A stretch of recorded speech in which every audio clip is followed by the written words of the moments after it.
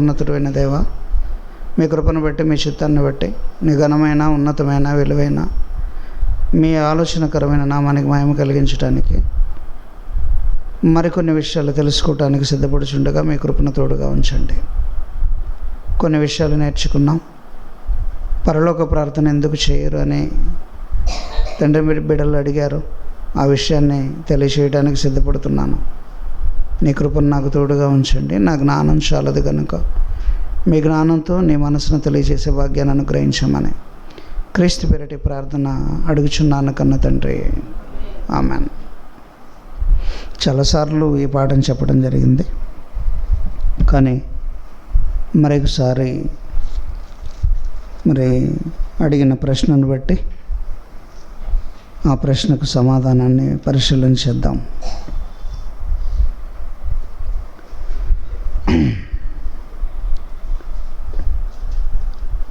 ఈ పరలోక ప్రార్థన ఎందుకు చెయ్యాలి లేదా ఎందుకు చెయ్యరు అనే మాట ఆలోచించడానికి ముందు ప్రార్థన అంటే ఏంటి ఇది తెలియాలి. ఫస్ట్ ప్రార్థనలో రకాలు ఉన్నాయా తెలియాలి. ఈ రెండు విషయాలు తెలిస్తే చెయ్యాలో చేయకూడదో కూడా అర్థమైపోతుంది. ప్రార్థన అంటే ఏంటో ముందు తెలియాలి. ప్రార్థన అన్న పదానికి అర్థం ఏంటి?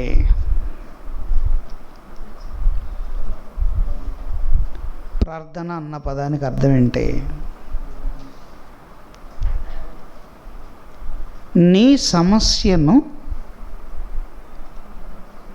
మరి ఒకరికి తెలియచేస్తూ ఆ సమస్యకు పరిష్కారాన్ని చూపించమని నోటి మాటతో చెబితే అది ప్రార్థన. పేపర్ మీద రాస్తే అది లేఖ. నోటి మాటతో చెప్పినప్పుడు అది ప్రార్థన. పేపర్ మీద రాస్తే లేఖ. అవునా?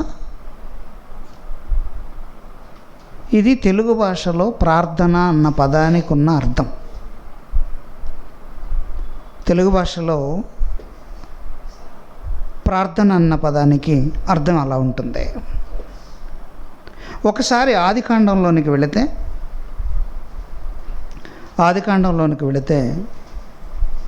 అక్కడ ఒక సందర్భం కనబడుతూ ఉంటుంది.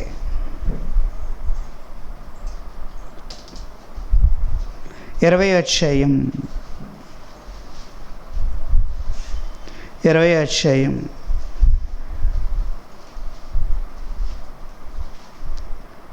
ప్రారంభం నుంచి 7వ వచనం వరకు వ్రాయబడిన వాక్య భాగాన్ని జాగ్రత్తగా చూడగలిగితే అక్కడ ఒక సందర్భం ఉంటుంది. నేను చదువుతాను, మీరు జాగ్రత్తగా గమనించండి. నేను చదివేటప్పుడు నా వైపు చూడటం కాకుండా అక్షరాల వైపు చూడండి. అక్కడ నుండి అబ్రహాము దక్షిణ దేశంలోనికి తరలిపోయి కాదేశుకును షూరుకును మధ్య దేశంలో నివసించి గెరారులో కొన్నాళ్ళు ఉండెను. అప్పుడు అబ్రహాము తన భార్య అయిన శారాను గూర్చి, ఈమె నా చెల్లెలని చెప్పాను గనుక గెరారు రాజైన అబీమెలెకు శారాను పిలిపించి తన ఇంట చేర్చుకున్నాను. అయినను రాత్రివేళ దేవుడు స్వప్నమందు అబీమెలెకు నద్దకు వచ్చి, నీవు నీ ఇంట చేర్చుకున్న స్త్రీ ఒక పురుషునికి భార్య గనుక ఆమె నిమిత్తము నీవు చచ్చినవాడు సుమే అని చెప్పాను. అయితే అబీమెలెకు ఆమెతో పోలేదు గనుక అతడు, ప్రభువా, ఇటు నీతి గల జనమును హతము చేయుదువా? ఆమె నా చెల్లెలని అతడు నాతో చెప్పలేదా? మరియు ఆమె కూడా అతడు నా అన్న అనెను. నేను చేతులతో ఏ దోషము చెయ్యక యథార్థ హృదయముతో ఈ పని చేసితనను. అందుకు దేవుడు, అవును, నువ్వు యథార్థ హృదయముతోనే దీన్ని చేసితవని నేను ఎరుగుదును. మరియు నీవు నాకు విరోధముగా పాపము చేయకుండా నేను నిన్ను అడ్డగించితిని. అందుకే నేను నిన్ను ఆమెను ముట్టనీయలేదు. కాబట్టి ఆ మనుషుని భార్యను తిరిగి అతనికి అప్పగించుము. అతడు ప్రవక్త, అతడు నీ కొరకు ప్రార్థన చేయును. జాగ్రత్తగా సందర్భాన్ని ఆలోచించాలి. ప్రార్థన అన్న పదానికి అర్థం ఏంటి? ప్రార్థన అన్న పదానికి అర్థం ఏంటి అని అంటే, మనందరికీ తండ్రి అనబడిన ఒక ఆయన ఉన్నాడు. మనందరికీ తండ్రి అనబడిన ఒక ఆయన ఉన్నాడు. ఆ తండ్రి అనబడిన ఆయన మన ఎదురుగా ఉండడు. లోక సంబంధమైన మనకు అధిపతులు కానివ్వండి, రాజులు అనబడిన వారు కానివ్వండి, మన ఎదురుగానే ఉంటారు, లేదా మనకు దగ్గరగా ఉంటారు. మనకేదన్నా ఒక సమస్య వచ్చినప్పుడు, ఈ ప్రదేశంలో ఒక సమస్య వచ్చిందనుకోండి, వెళ్ళి ఇక్కడున్నటువంటి నగరపాలక సంస్థకు సంబంధించినటువంటి ఒక కార్పొరేటర్ అని ఒక ఆయన ఉంటాడు. ఆయన దగ్గరికి వెళ్ళి మన సమస్యను ముందు మనం వివరిస్తాం. ఆయన ఆ సమస్యను నగరపాలిక యాజమాన్యంతో, అధికారులతో మనవి చేస్తాడు, చెప్తాడు. మా ప్రదేశంలో ఈ సమస్యలు ఉన్నాయి, ఈ సమస్యను సాల్వ్ చేయాలి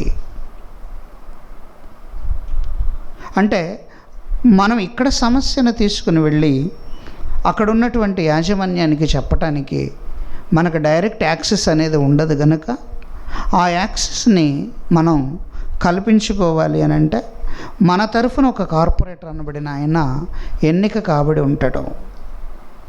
అతడు ఆ సమస్యను అక్కడికి తీసుకుని వెళతాడు. అప్పుడు సమస్యను పరిష్కరించడానికి యాజమాన్యం రంగంలోనికి దిగుతుంది. అంటే ఎదురుగా ఉన్నాడు కాబట్టి నీవు అతని దగ్గరికి వెళుతున్నావు, డైరెక్ట్గా మాట్లాడుతున్నావు. కానీ ఇక్కడ దేవుడు అనబడిన ఒక ఆయన ఉన్నాడు. ఆయనకు నీ సమస్య చెప్పాలి, కానీ ఆయన కంటికి కనబడడు. కంటికి కనబడని ఆయనకు నీ సమస్యను నువ్వు చేరవేయాలి గనుక, నీ సమస్య చేరవేయటానికి ఒక పద్ధతిని పెట్టాడు. దాన్నే ప్రార్థన. అంటే ఇప్పుడు సమస్య చేరవేసేటువంటి ఈ ప్రొసీజర్లో యేసుక్రీస్తు అనబడిన ఆయన గురించిన ఆనవాళ్ళు కానివ్వండి, ఉనికి కానివ్వండి లేని ఒక కాలం ఒకటి ఉంది. అంటే ఉన్నాడు, తెలియదు.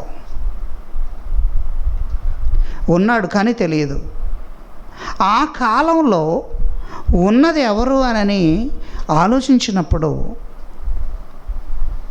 ఈ ఆలోచన ప్రారంభమైనప్పుడు, ఈ మాట చేరవేయాలి అన్నప్పుడు, ఈ అబీమెలెకు అనబడినటువంటి ఈ వ్యక్తి గురించి ఒక మాట పరలోకమందున్న తండ్రికి చెప్పాలి.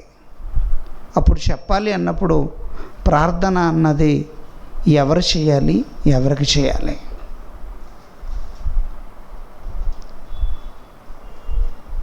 అబ్రహాం అనబడిన ఈ ప్రవక్త అబీమెలెకు గురించి దేవునికి విన్నవించుకోవాలి. ఎవరికి చెప్పాలి? యేసుక్రీస్తు అనబడిన పదం అప్పటికి లేదు కదా. ఆయన ఉన్నాడు, కానీ ఆయన ఉన్నట్లుగా కొంతవరకు తెలియదు కదా. ఆయన ఉనికి 19వ శతాబ్దాలకు ముందు, అంటే ఇప్పటికి 20 శతాబ్దాల ముందు మాత్రమే ఆయన మాట, ఆయన ఉనికి కనబడింది కొందరికి. అందరికీ కాదు, కొందరికి కొన్ని వేల సంవత్సరాల ముందే కనబడింది. ఆయన గురించిన ఆనవాళ్ళు లేనప్పుడే ఆయన ఉన్నాడని కొందరికి తెలుసు, కానీ అందరికీ కాదు. ఇప్పుడు భూమి మీద జరుగుతున్న ఒక సన్నివేశాన్ని విన్నవించుకోవాలి. నా భార్య చాలా అందంగా ఉంటుంది, నేను పలానా దేశం నుండి పలానా దేశానికి వచ్చాను, నేను ఇక్కడ ఉంటున్నాను, ఒకవేళ గనక ఈమె నా భార్యని గనక నేను చెబితే నన్ను చంపి ఈమెను తన హస్తగతం చేసుకుంటారేమో, ఎందుకంటే ఈమె అందంగా ఉంది కనుక అని అబ్రహాము గారు అక్కడ ఆలోచించి ఆమె నా చెల్లెలు అని మాట్లాడాడు. ఆమెను కూడా అడిగాడు. అడిగితే ఆమె నా అన్న అని చెప్పింది. సో ఈ మాటలన్నీ వీళ్ళిద్దరి మధ్య జరిగిన తరువాత అప్పుడు ఇదంతా దేవుడు గమనిస్తూ ఉన్నాడు. అబ్రహాముకు వచ్చినటువంటి బాధ, వేదన, అబ్రహాము ఏ పరిస్థితుల్లో అలా మాట్లాడాడో, ఎందుకు మాట్లాడాడో, ఆ మాట్లాడిన ఆ మాట వెనుకున్న ఆలోచన ఏంటో బాగా అర్థం చేసుకొని అబీమెలెకుతో మాట్లాడాడు. అబీమెలెకు వచ్చినటువంటి వాళ్ళు దేవుని తరఫున నిలబడిన ఒక ప్రవక్త. ఆ వచ్చినటువంటి ఆమె ఆ ప్రవక్తకు భార్య కాబట్టి ఆమె విషయంలో నువ్వు చచ్చినవాడవు, నువ్వు రాజు అయితే అయి ఉండొచ్చేమో, నీవు కోరుకున్న ఏ స్త్రీతోనైనా నీవు వివాహం చేసుకోవచ్చు, ఆమెతో నువ్వు శయనించొచ్చేమో, కానీ ఈమె విషయంలో నువ్వు జాగ్రత్తగా ఉండవు, నువ్వు చచ్చినవాడే సుమా అని అబీమెలెకు డైరెక్ట్గా పరలోకం నుండి వాయిస్ వచ్చింది. అబీమెలెకు భయపడిపోయాడు. భయపడిపోయి ఎందుకు ఇలా మీరు చెప్పారు అని అడిగాడు. అప్పుడు మరలా దేవుడు ఒక మాట అక్కడ అన్నాడు. ఏమని? అతడు ప్రవక్త, అతడు నీ గురించి ప్రార్థన చేస్తాడు. అంటే ఏంటి పరిస్థితి అని అంటే, అప్పటికి యేసుక్రీస్తు అనబడిన ఆయన లేడు కదా. మరి యేసుక్రీస్తు అనబడిన ఆయన లేనప్పుడు ప్రార్థన అన్నది ఎలా ఉండాలి, ఎలా చెయ్యాలి అని అంటే, ప్రార్థన డైరెక్ట్గా తండ్రికి మాత్రమే చెయ్యాలి. అప్పుడు మెయిన్ మరలా ఎవరికి మధ్యలో ఎవరికి అవసరం లేదు. ఎందుకు? తండ్రి మాత్రమే ఉన్నాడు, ఆ తండ్రికి మాత్రమే ప్రార్థన చేయాలి. కానీ యేసుక్రీస్తు ద్వారా ప్రార్థన చేయటం అనే పద్ధతి ఎప్పుడు వచ్చింది? యేసుక్రీస్తు ద్వారా ప్రార్థన చేయమనే పద్ధతి ఎప్పుడు వచ్చింది? మనుషులుగా ఉన్న నీవు ప్రార్థన చేయాలి, ఓకే. ఇక్కడ ఒక సూపర్ లాజిక్ ఒకటి ఉంది, చాలా సూపర్ లాజిక్ ఒకటి ఉంది. దాన్ని కూడా మనం ఐడెంటిఫై చేయాలి, పరిగణలోనికి తీసుకోవాలి. అది ఎంత పరిగణలోనికి తీసుకోవాలి అని అంటే, అది పరిగణలోనికి తీసుకుంటే మీకు విషయం కూడా అర్థమైంది. ఇప్పుడు యేసుక్రీస్తు అనబడిన ఆయన వచ్చిన తరువాత ప్రార్థన అన్నది చేయటానికి ఒక ఒక ఆర్టికల్ అనేది అమెండ్మెంట్ జరిగినట్టుగా, ఒక ఆర్టికల్ వచ్చినట్లుగా ఒక ఆజ్ఞ జారీ అయింది. మీరు నా పేరిట ఏది అడిగినా తండ్రి మీకు ఇస్తాడు అని ఉందా బైబిల్లో? లేదా? మీరు ఏదైనా అడగాలంటే ఎవరి పేరిట అడగాలి? రెఫరెన్స్. మీరు ఎంత ఫాస్ట్గా ఉండాలంటే, నా నోట్లో నుంచి మాట బయటకు వచ్చిన మరుక్షణం టక పేజీలు తిప్పి రెఫరెన్స్ చెప్పగలగాలి. ఏ పుస్తకం? మత్తయి సువార్త 7వ అధ్యాయం 7వ వచనం. అడుగుడి మీకు ఇవ్వబడును,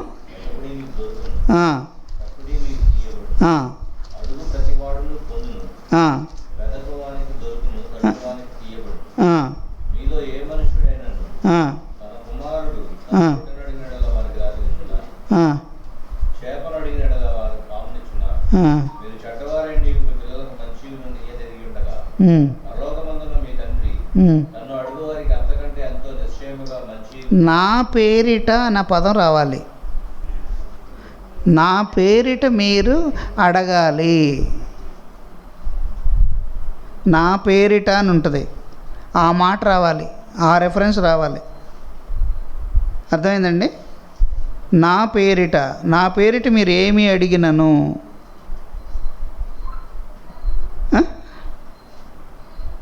నా పేరిట మీరు ఏమి అడిగినను అని ఉంటుంది. కనపడిందా?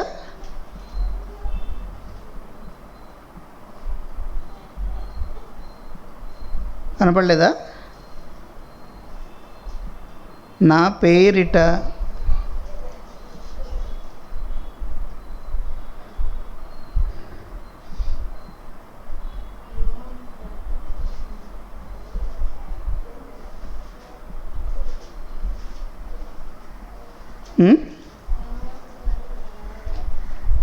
యోహాను సువార్త 16వ అధ్యాయం 23. యోహాను సువార్త 16:23.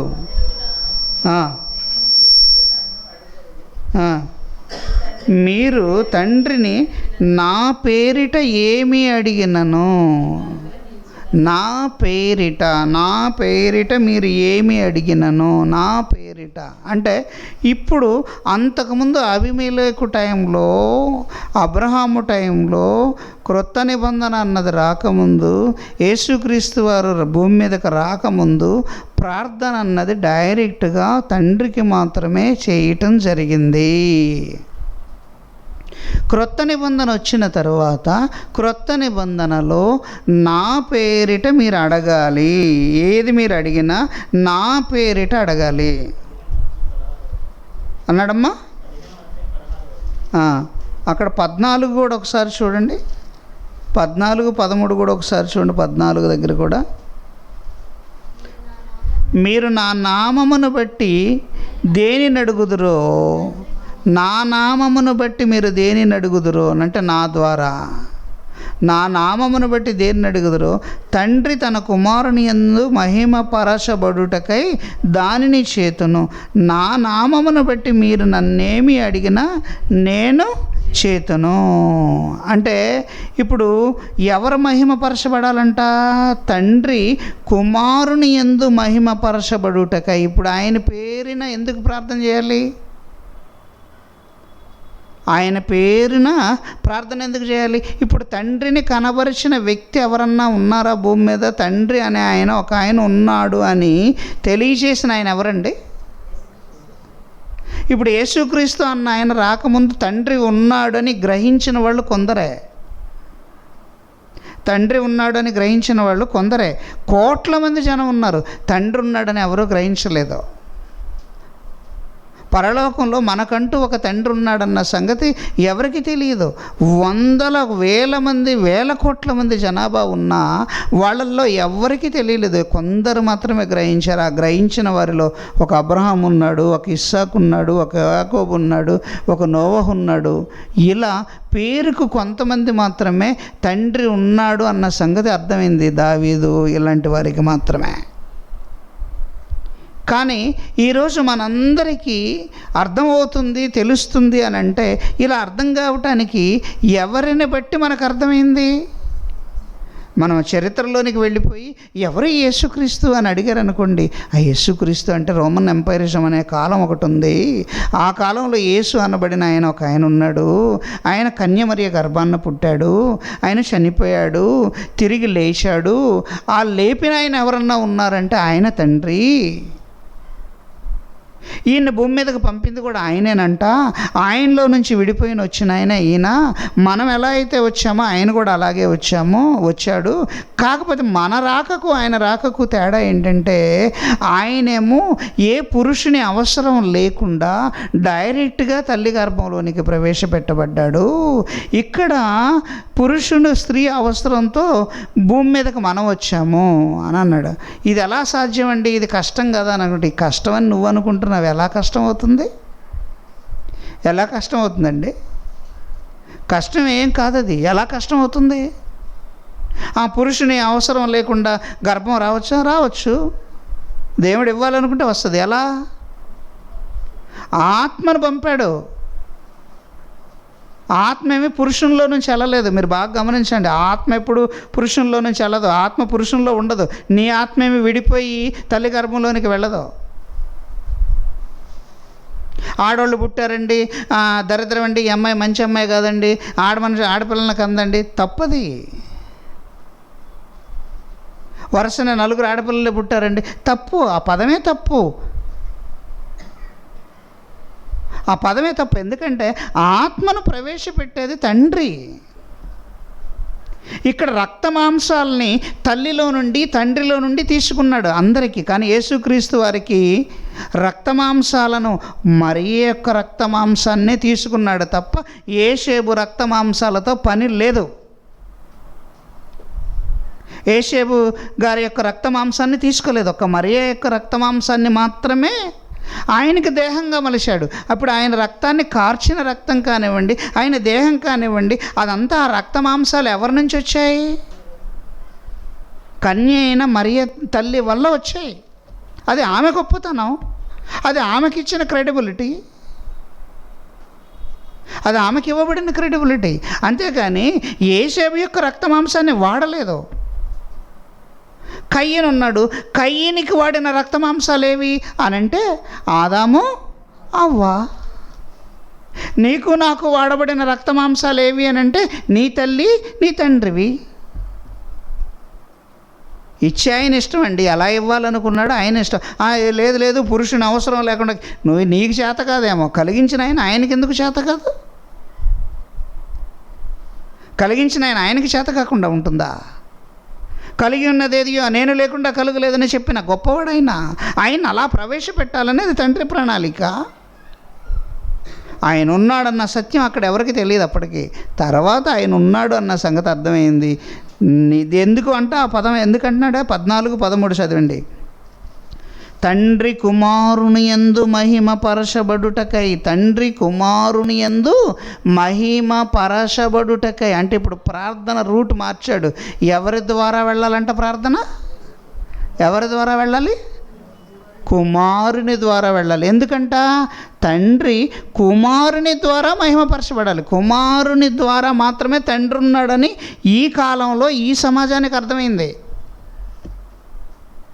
ఈ కాలంలో ఈ సమాజానికి అర్థమైంది ఏంటి అని అంటే, పరలోకంలో తండ్రి అనబడిన ఆయన ఒక ఆయన ఉన్నాడన్న సంగతి చెప్పిన ఆయన ఎవరు?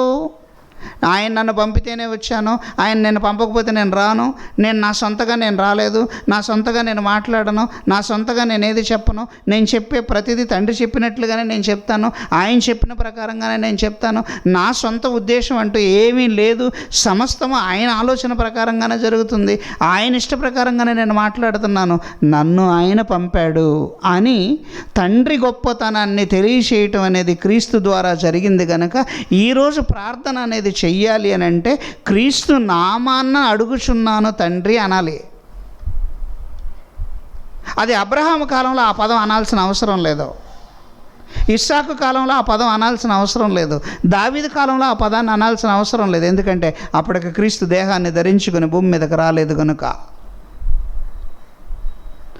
క్రీస్తు దేహానికి ధరించుకొని భూమి మీదకి రాలేదు కనుక మరి ఇప్పుడు ఎలా చేయాలి? ఇప్పుడు ఎలా చేయాలి? తండ్రి ద్వారా చేయాలి అన్నారు, బాగుంది. కుమారుని ద్వారా చేయాలి అన్నది బాగుంది. ప్రార్థన చెయ్యాలి అన్నది బాగుంది. ఎవరికి చేయాలి? తండ్రికి చేయాలి. ఎవరి ద్వారా చేయాలి? కుమారుని ద్వారా చేయాలి. ఇప్పుడు ప్రార్థనలో రకాలు ఉంటాయా? పరలోక ప్రార్థన ఏందండి అసలు నాకు అర్థం కాదు. బైబిల్లో పరలోక ప్రార్థన, నరలోక ప్రార్థన అనేది ఒకటి ఉందా? బైబిల్లో ఎక్కడైనా పరలోక ప్రార్థన అని ఉందండి? ప్రార్థన చేయండి అని ఉంది కానీ పరలోక ప్రార్థన చేయండి అని ఎక్కడన్నా చూపించండి నాకు బైబిల్లో.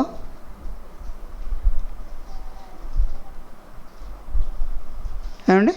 మొదట నరలోక ప్రార్థన చేయండి, ఆ తర్వాత పరలోక ప్రార్థన చేయండి అని ఎక్కడన్నా ఉందా? 66 పుస్తకాల్లో ఎక్కడైనా పరలోక ప్రార్థన చెయ్యండి అని బైబిల్లో ఉందా?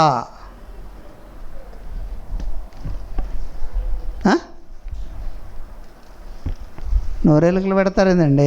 చెప్పండి, ఉందా? మరి ఏమనుంది? ఏమనుంది?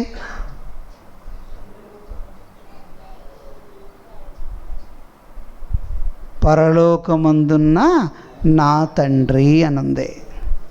అంతేనా? ఉంది అంతేనా? మత్తయి సువార్త 6వ అధ్యాయం, మత్తయి సువార్త 6వ అధ్యాయం 9వ వచనం. కాబట్టి మీరిలాగు ప్రార్థన చేయుడి, మీరిలాగు ప్రార్థన చేయుడి, ఇలాగు ప్రార్థన చేయుడి, మీరు ఇలాగు ప్రార్థన చేయుడి. ఏమని? పరలోకమందున్న మా తండ్రి. ఎవరికి చెప్తున్నాడు ఈ మాట? అప్పటికి అసలు ప్రార్థన అనేది ఎలా చేశారు? అప్పటి వరకు ప్రార్థన ఎలా జరిగింది? ఆదాము కాలంలో ప్రార్థన ఎలా చేసుంటారు? నోవహు కాలంలో ప్రార్థన ఎలా చేసుంటారు? అబ్రహాము కాలంలో ప్రార్థన ఎలా చేసుంటారు? ఇస్సాకు కాలంలో ప్రార్థన ఎలా చేసుంటారు? యాకోబు కాలంలో ప్రార్థన ఎలా చేసుంటారు? దావీదు కాలంలో ప్రార్థన ఎలా చేసుంటారు? సొలొమోను కాలంలో ప్రార్థన ఎలా చేసుంటారు? డైరెక్ట్గా తండ్రికి ప్రార్థన చేసి ఉంటారు. ఏమని? తండ్రి, నాకు ఈ సమస్య వచ్చింది, నేను యుద్ధానికి వెళుతున్నాను, గెలుస్తానా లేదా? వెళ్ళమంటావా లేదా? వాళ్ళు ఇదిగో అన్యాయంగా ఇలా అన్నారు, మరి నన్ను ఏం చేయమంటావు అని ఎవరికి ఎలా చేసి ఉండాలి? డైరెక్ట్గా తండ్రికి. ఇప్పుడు యేసుక్రీస్తు వారని ఆయన వచ్చాడు, ఇంకా ఆయన భూమి మీదే ఉన్నాడు, చనిపోలేదు, తిరిగి లేవలేదు. ఇప్పుడు ఆయన ఒక 12 మంది శిష్యులను తయారు చేశాడు. ఇప్పుడు వీళ్ళకి చెప్తున్నాడు, నువ్వు ప్రార్థన ఎలా చెయ్యాలో మీకు నేను చెప్తాను, మీ ప్రార్థన ఇలా ఉండాలి. ఎలా ఉండాలి అని అంటే, ఫస్ట్ మీరు ఇలా మొదలు పెట్టండి, పరలోకమందున్న మా తండ్రి. అంటే ఇప్పుడు ఆయన ఎక్కడున్నాడు? గనుక పరలోకమందున్న మా తండ్రి. ఒకవేళ ఆయన భూమి మీద ఉన్నాడు అనుకోండి, ఇప్పుడు మాట ఎలా రావాలి? భూమి మీద ఉన్నాడు అనుకోండి, ఏమని రావాలి? భూమి మీద ఉన్న మా తండ్రి. ఒకవేళ పరదేశంలో ఉన్నాడు అనుకోండి, ఇప్పుడు ఏమని రావాలి? ఇప్పుడు మీ నాన్న బొంబాయిలో ఉన్నాడు అనుకోండి, బొంబాయిలో ఉన్న మా తండ్రి అని మాట్లాడతావు. మీ నాన్న దుబాయ్లో ఉన్నాడు అనుకోండి, ఇప్పుడు ఏమనంటావు? దుబాయ్లో ఉన్న మా తండ్రి గారికి తల వంచి నమస్కరించుకుని రాయినది ఏమనగా తప్పేం లేదే. మీ బాబు పాకిస్తాన్లో ఉన్నాడు, అప్పుడేం రాస్తారు? ఏమని రాస్తారు? పాకిస్తాన్లో ఉన్న నా తండ్రికి తల వంచి నమస్కరించి వ్రాయినది ఏమనగా. అండమాన్లో ఉన్నాడు, అప్పుడేమని రాస్తారు? అండమాన్లో ఉన్న నా తండ్రికి నమస్కరించుకొని వ్రాయినది ఏమనగా. కజకిస్తాన్లో ఉన్నాడు, అప్పుడేం రాస్తారు?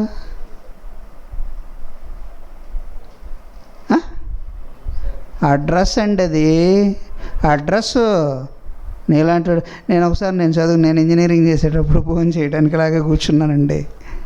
ఆ మెస్ ఓనర్ సత్యనారాయణ అని చచ్చిపోయి ఎక్కడున్నాడో కానీ ఆ మాట నేను ఎప్పటికీ మర్చిపోలేను.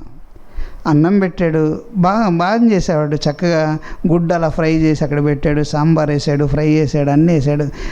అప్పుడు నేనే అక్కడ కేర్ టేకర్గా ఉన్నాను. అందరూ అయిపోయారు, లాస్ట్ వచ్చాను. సరే వచ్చి కూర్చున్నాను, భోజనం చేస్తున్నాను. వచ్చాడు, ఆడ పెట్టుకొని అవతల ఎదురుగా బల్ల ఉంది, బల్ల మీద కూర్చొని అని బీడీ తాగుతా, సిగరెట్ ఏదో వేస్తా ఉన్నాడు. అమ్మారావు అన్నాడు. ఏందన్నాడు? అడ్రస్ మర్చిపోయి మెడ్రాస్ వెళ్ళాను, మెడ్రాస్ అంతా తిరిగినా అడ్రస్ దొరకలేదు అన్నాడు.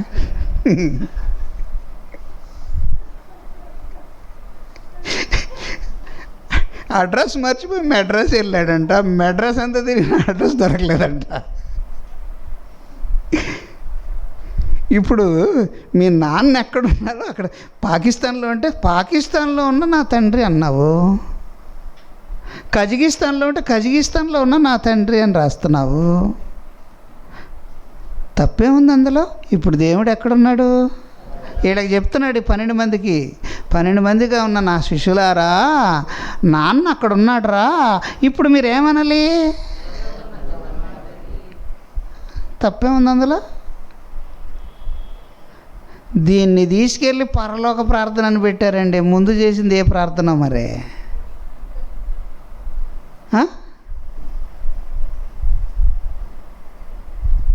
ముందు చేసింది ఏ ప్రార్థన? ఆ వేటూరు సుందరరామమూర్తి రాసినట్టే ఉంది ఇది కూడా. జపం కొంగ జపం అని ఆయన ఏదో రాశాడు. వీళ్ళు కూడా జపం, ముందు జపం, వెనక జపం, మధ్య జపం. ఏంది ఇది? ఏంటండి?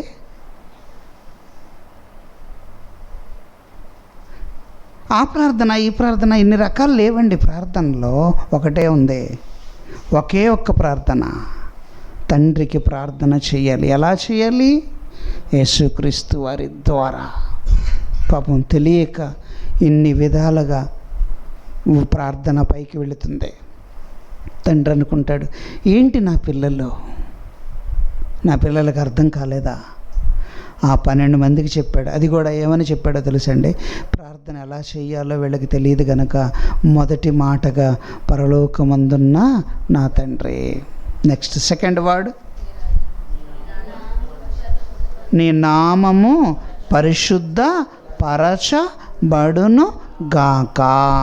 అంటే ఫస్ట్ మాట ఉండాలి, నాన్న నాన్న, అంతే కదా.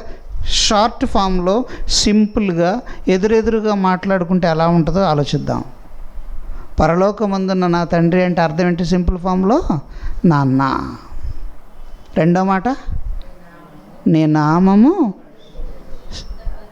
నామము పరిశుద్ధ పరచబడును గాక. నీ నామము పరిశుద్ధ పరచబడును గాక అంటే నీ మాట గొప్పదని అందరికీ తెలియబడును గాక. ఇది అర్థం. పరిశుద్ధపరచబడటం అంటే అర్థం ఏంటి? నువ్వు మంచివాడివి అని మిగతా వాళ్ళకి తెలియబడును గాక. నెక్స్ట్ మూడో మాట, అప్పటికి రాజ్యం రాలేదు గనుక నీ రాజ్యము వచ్చునుగాక. అప్పటికి రాజ్యము రాలేదు గనుక, రాజ్యం వచ్చింది అప్పటికి? రాజ్యం వచ్చిందా? రాలేదు. రాజ్యము రాలేదు కనుక నీ రాజ్యము వచ్చును గాక. నెక్స్ట్, నీ చిత్తము పరలోకమందు నెరవేరునట్లు భూమి యందును నెరవేరబడును గాక. పరలోకంలో నీకు ఎదురు చెప్పేవాళ్ళు ఎవరు లేరు, దేవదూతలందరూ నీ మాట వింటున్నారు. అలాగే భూమి మీద ఉన్న నీ పిల్లలు కూడా నీ మాట విందురు గాక. పరలోకమందు నీ చిత్తము నెరవేరబడినట్లు భూమి మీద కూడా నెరవేరబడును గాక. ఇప్పుడు వచ్చిందండి పాయింట్. మొదటి మాట ఎలా ఉంది? ఎవరికి చెప్తున్నారో ఆ మాట ఉంది. రెండో మాట ఏమనుంది? నీ నామము పరిశుద్ధపరచబడును గాక. మూడో మాట ఏముంది? పరలోకంలో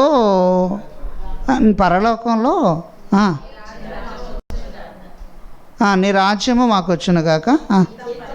నీ చిత్తము పరలోకమందు నెరవేరునట్లు భూమి మీద నెరవేరుబడును గాక. 4 మాటలు అయిపోయాయండి. అంతేనా? 4ఏనా? మొదటి మాట పరలోకమందున్న మా తండ్రి. నెక్స్ట్, నీ నామము పరిశుద్ధపరచబడును గాక, నీ రాజ్యము వచ్చును గాక, నీ చిత్తము పరలోకమందు నెరవేరబడినట్లు భూమి మీద నెరవేరబడును గాక.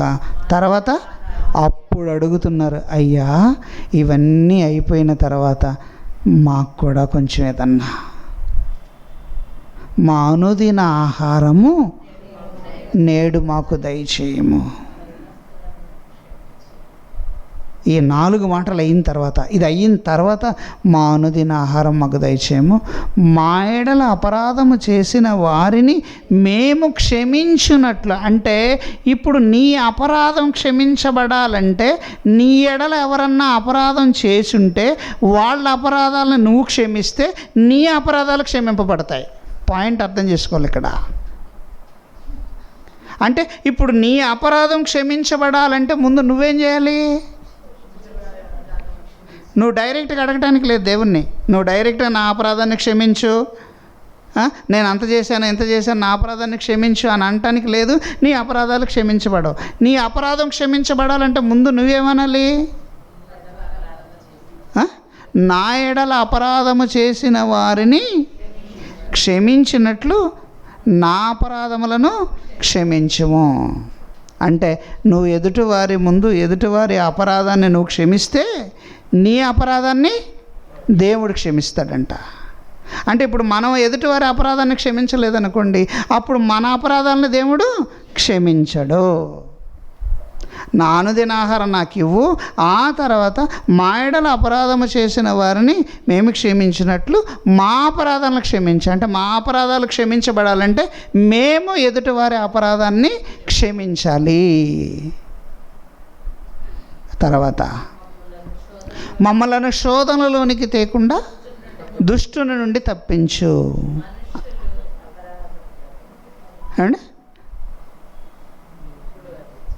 అండి మమ్మల్ని శోధనలోనికి తేకుండా దుష్టుని నుండి తప్పించు. నెక్స్ట్,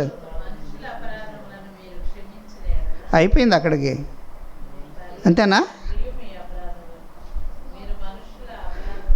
అది అయిపోయింది అక్కడ. క్రీస్తు పేరిట ఈ ప్రార్థన అడుగుచున్నాను తండ్రి, అంతేనా? అంతేనా ఉంది? ఇది ప్రార్థన అంటే. తర్వాత అడగండి, రాసుకోండి. డౌట్ ఏదైనా ఉంటే ఎమ్మటే పేపర్ మీద నోట్ చేసుకోండి, మళ్ళీ మర్చిపోతారనుకుంటే.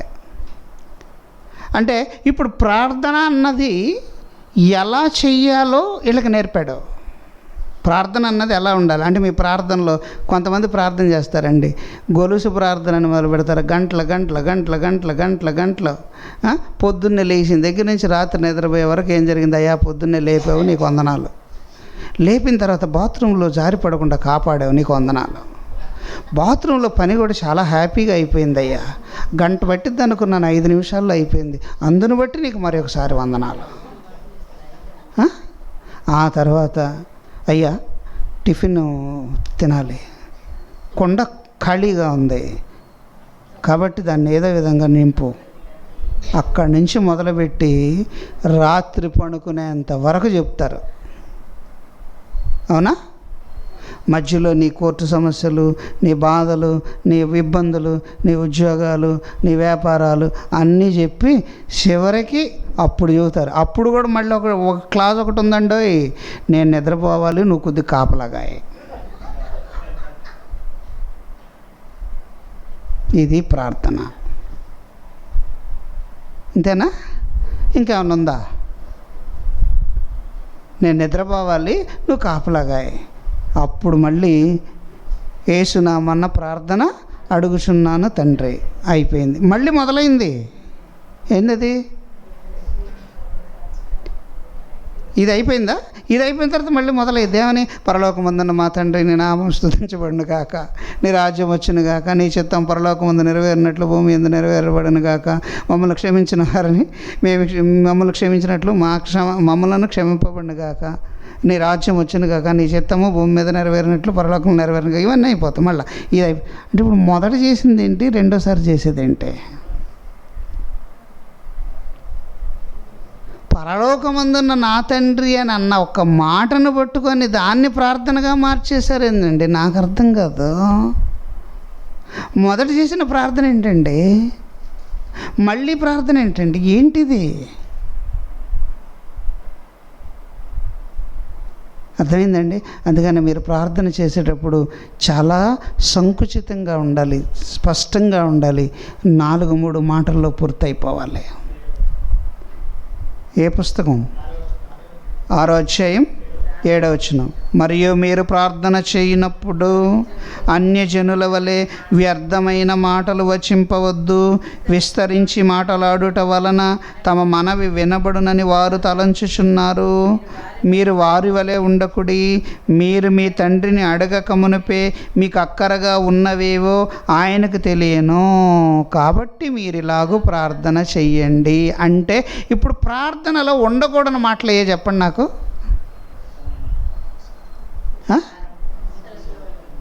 ప్రార్థనలో ఉండకూడదు ఏంటి?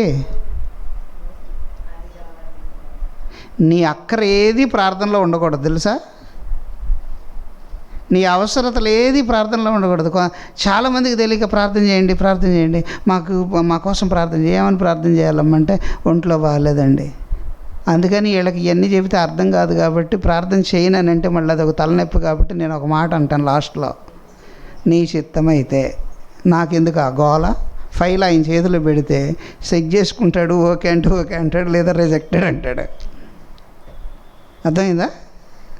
ఫైలు ఆయన చేతిలో పెట్టాను అనుకోండి, అయ్యా ఫైల్ నా దగ్గరకు వచ్చింది, నేను నీ చేతిలో పెడుతున్నాను, వాళ్ళు ఇలా అన్నారు, నీకు ఇలా చెప్తున్నాను, నీకు ఇష్టమైతే చూసుకో ఒకసారి, లేదంటే రిజెక్టెడ్. నాకు యేసునామాన్ని అడుగుతున్నాను అంటే షై అంటే ఏంది ఇది? నువ్వు పెద్ద డిక్టేటర్ అవి, నువ్వు చెప్పగానే ఆయన వినాలి, ఆయన చేయాలా? అంటే తండ్రినే దబాయించగలిగినటువంటి క్యాపబిలిటీ ఉందా నీకు?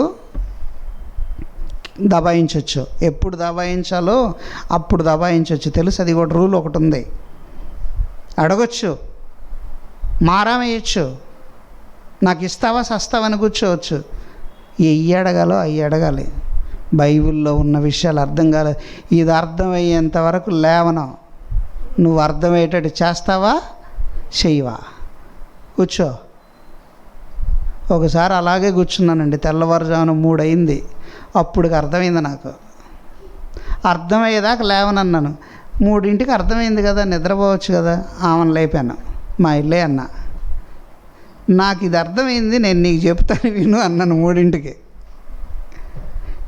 ఇప్పుడు దాకా నేను విన్నదంతా తప్పు, ఇది నీ ప్రశ్నకి సమాధానం ఇదమ్మాయి, లే ఒకసారి అని అన్నాను. నిద్రపోయేదాన్ని లేపి మళ్ళీ చెప్పాను. అప్పుడు ఇది ఇలా కాదు, ఇలా ఉంది, ఇలా కాదు, ఇలా ఉంది, వాళ్ళందరూ అలా అంటున్నారు, నేను ఇలా అంటున్నాను. నిన్న 3 గంటలు దీని మీద చర్చ జరిగిన దాని మీదట నాకు అర్థం కాలేదు. ఇన్ని రోజులు నేను విన్నది నాకు తప్పు అనిపించింది, ఇప్పుడు ఇది రైట్ అనిపించింది. ఏంటి దీని సంగతి, ఇది నిజమేనని మా ఆనందాన్ని, నాకు దొరికింది కదా, కష్టపడ్డ తర్వాత దొరికింది కదా, దొరికిన ఆనందాన్ని పంచుకోవడానికి నిద్రపోయే వాళ్ళని లేపాను.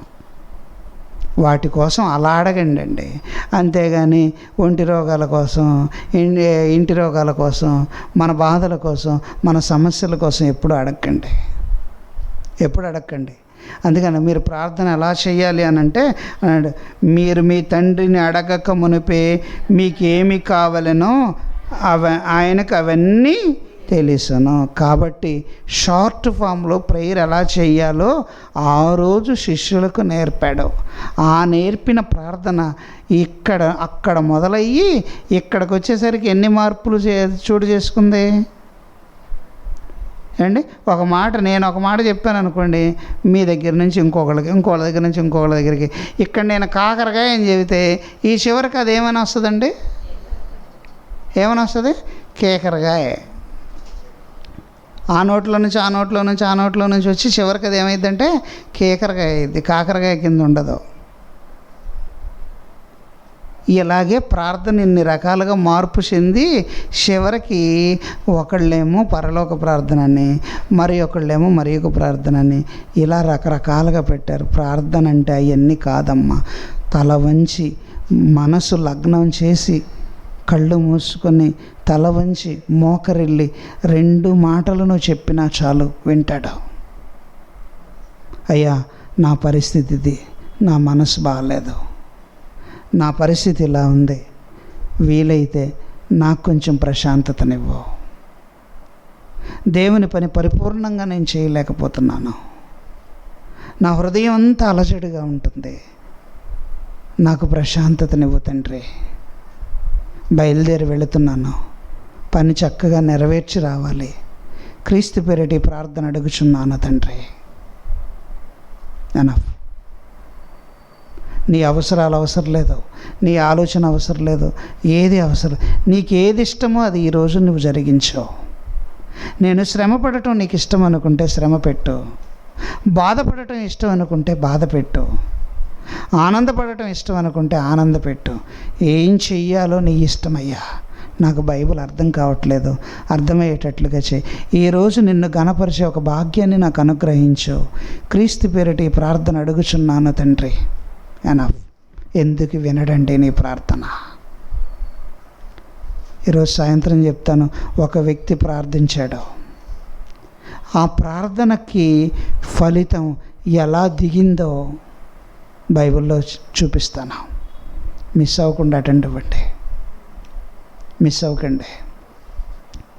ఒక వ్యక్తి ప్రార్థించాడు, ఆ ప్రార్థనకు ప్రతిఫలం ఎలా వచ్చిందో అర్థమవుతుంది. గనుక ప్రార్థనలో ఇన్ని రకాలు ఉండవమ్మా. ప్రార్థన అంటే ప్రార్థనే. 2 కళ్ళు మూసుకొని మీ నాన్నకు నమస్కారం చేస్తూ, నాన్న నన్ను క్షమించు, ఇంకా నీలో ఎదగాలి, ఎదగలేకపోతున్నాను, నాకు ప్రశాంతతనివ్వు, క్రీస్తు పేరిట ప్రార్థన అడుగుచున్నాను తండ్రి. చాలు, వెళ్ళిపోండి, బయలుదేరి వెళ్ళండి. ఉదయాన్నే లేచిన తర్వాత ఈ 2 మాటలు ప్రార్థన చేసుకొని మీ పనులను ప్రారంభించుకోండి. ఈ ప్రార్థనలో అవసరత ఉండకూడదు, ఈ ప్రార్థనలో ఇంకా వేరే ఏ విషయాలు అవసరం లేదు. ఇది గంటలు చేయాల్సిన అవసరం అంతకంటే లేదు. తల వంచి మౌనంగా మనస్ఫూర్తిగా నీ తండ్రికి 2 మాటలు చెప్పి వెళ్ళండి. ఇంట్లో నుంచి బయటికి వెళ్ళేటప్పుడు మనం కూడా చెప్తాం, అమ్మా వెళ్ళొస్తాను, నాన్న వెళ్ళొస్తాను, బాయ్ డాడీ బాయ్ మమ్మీ అని బయలుదేరి చెప్పి వెళతాం. ఆ బాయ్ అని చెప్పడం వెనక ఏముంది? ఆ బాయ్ అని చెప్పడం వెనక ఏముంది? నేను బయలుదేరి వెళుతున్నాను డాడీ, వెళ్ళొస్తాను అంటే అర్థం ఏంటి? వెళ్ళి నా పని నేను పూర్తి. అప్పుడు నువ్వు తల్లిదండ్రులు అంటారు, ఓకే అమ్మ వెళ్ళరండి, వెళ్ళిరండి అంటే అర్థం ఏంటో తెలుసండి? నా ఆశీస్సులు నీకు ఎప్పుడూ ఉంటాయి, నా ఆశీస్సులు నీకు ఎప్పుడు ఉంటాయి.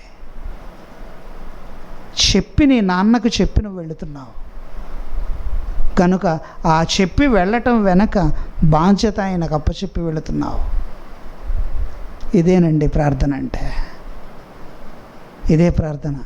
ఆకాశము వైపు కన్నులెత్తి ఆ సుంకరిలా ఉండకుండా అండి ఏమని ప్రార్థన చేశాడు? సుంకరి ప్రార్థన. సుంకరి ప్రార్థన చేశాడు. ఏమని ప్రార్థన చేశాడు? పక్కనోడు ఏమని ప్రార్థన చేశాడు? నేను వాడిలా లేను, నేను వీడిలా లేను, నేను అంతకంటే ఆడికంటే అలాంటి వాడిని కాదు, ఇలాంటి వాడిని కాదు, ఇలాంటి వాడిని అంతకంటే కాదు అనని వీడు చెప్పుకున్నాడు. కానీ ఈ వీడు ఎలా ప్రార్థన చేశాడు తెలుసా? ఆకాశము వైపు కన్నులెత్తి టానికి కూడా అర్హుడను కాను, తల పైకెత్తి నీ వైపు చూసే అర్హత కూడా నాకు లేదు. దొరికిందా రెఫరెన్స్ అండి? ఆకాశం వైపు కనులెత్తటానికి కూడా అర్హత లేదయ్యా, నన్ను క్షమించు. ఇప్పుడు చెప్పండి. లూకాసు వార్త 18వ అధ్యాయం 10వ వచనం. లూకాసు వార్త 18:10.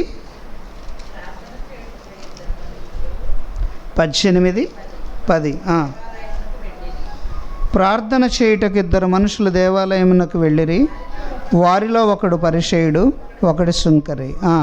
పరిసయ్యుడు నిలువబడి, దేవా, నేను చోరులను, అన్యాయస్తులను, వ్యభిచారులైనను, ఇతర మనుషుల వలనైనను, ఈ సుంకరి వలనైనను ఉండనందుకు నీకు కృతజ్ఞతాస్తుతులు చెల్లించుచున్నాను.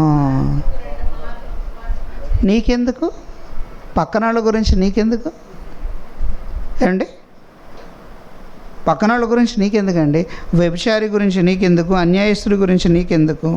ఇతర మనుషుల గురించి నీకెందుకు? పక్కన ఉన్న సుంకరి గురించి నీకెందుకు? ఇలా ఉన్నాను నేను అని నీకై నువ్వు సర్టిఫికెట్ ఇచ్చుకోవటం ఎందుకు? నీకై నువ్వు సర్టిఫికెట్ ఎందుకు ఇచ్చుకుంటున్నావు? నీకు సర్టిఫికెట్ ఇవ్వాల్సింది దేవుడు, నీవు కాదు కదా సర్టిఫికెట్ ఇచ్చుకోవాల్సింది. వారమునకు 2 మారులు ఉపవాసము చేయుచు నా సంపాదన అంతటిలో 10వ వంతు చెల్లించుచున్నానని తనలో తాను ప్రార్థించుచుండెను. అయితే సుంకరి దూరముగా నిలువచుండి ఆకాశము వైపు కన్నులెత్తుటకైనను ధైర్యము చాలక రొమ్ము కొట్టుకొనుచు, దేవా, పాపినైన నన్ను కరుణించుమని పలికెను. అతని కంటే ఇతడు నీతిమంతుడుగా తీర్చబడి తన ఇంటికి వెళ్ళెనని నీతో చెప్పుచున్నాను. ఏమండి, ఇతని మాటల్లో మరి పరలోక ప్రార్థన ఉందా? ఇతని మాటల్లో విస్తారమైన మాటలున్నాయా అండి? ఆకాశము వైపు కనులెత్తుటకైనను ధైర్యము చాలక రొమ్ము కొట్టుకొనుచు, దేవా, పాపినైన నన్ను కరుణించు, నన్ను కరుణించయ్యా అని చెప్పి పలికెను. అప్పుడు అన్నాడు, అతని కంటే ఇతడు నీతిమంతుడని. తనను తాను తగ్గించుకున్నవాడు హెచ్చింపబడును, తనను తాను హెచ్చించుకున్నవాడు తగ్గింపబడుననియు, తనను తాను తగ్గించుకున్నవాడు హెచ్చింపబడుననియు చెప్పాను. అంటే ప్రార్థన ఎలా ఉండాలో చూడండి. ప్రార్థన ఎలా ఉండాలి ఇప్పుడు చెప్పండి, మీ డౌటు.